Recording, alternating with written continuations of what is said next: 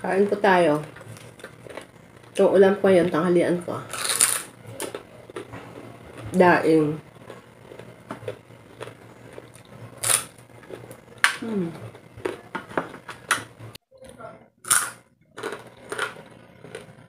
Ang lutong. Pingka.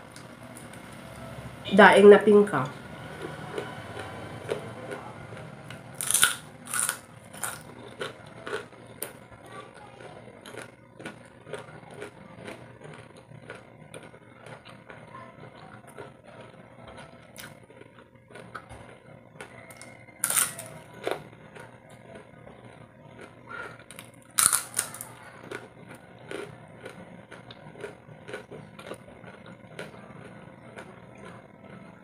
Sarap pa nito. Daing na pingka.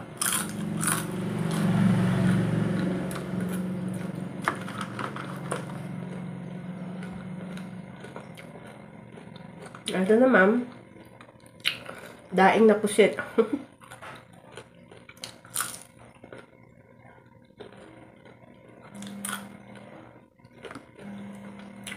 Daing bang.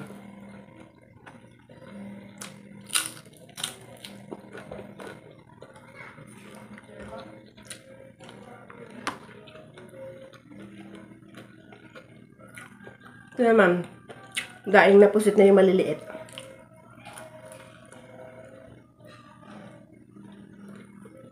Hindi siya malutong.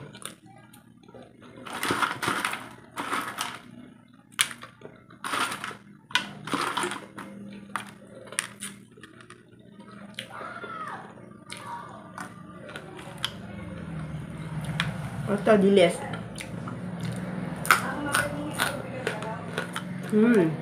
Malutong din siya.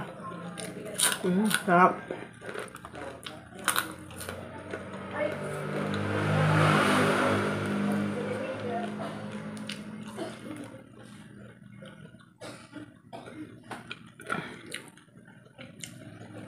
Pipino.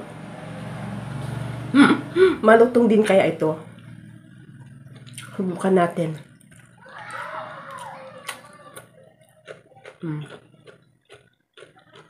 Malutong din.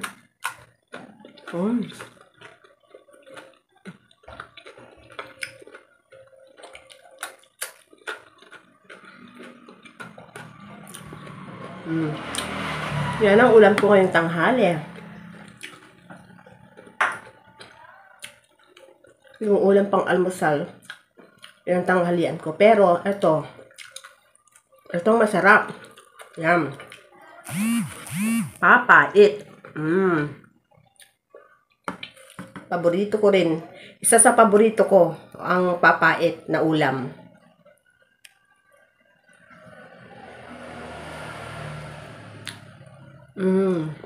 Maganda kasi ito sa katawan. Ewan ko lang kung kumakain pa yung mga Generation Z ng ganito, kung gusto nilang ganitong ulam. Mga panahon ngayon kasi, hindi na nila masyadong gusto yung mga ganitong ulam, maliban na lang kapag yung mga dating mga pinanganak ng mga 1970s, mga ganyan, 1960s, 80s, 90s, pwede pa.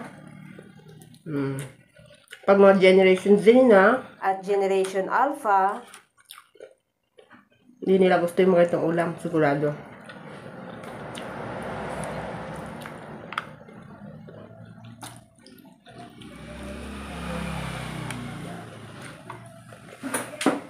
Umayos ka tayo. Sarap kumain.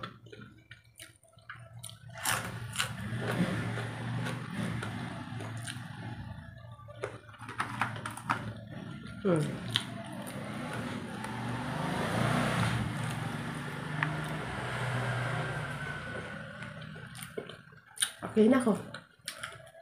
Tapos na akong kumain.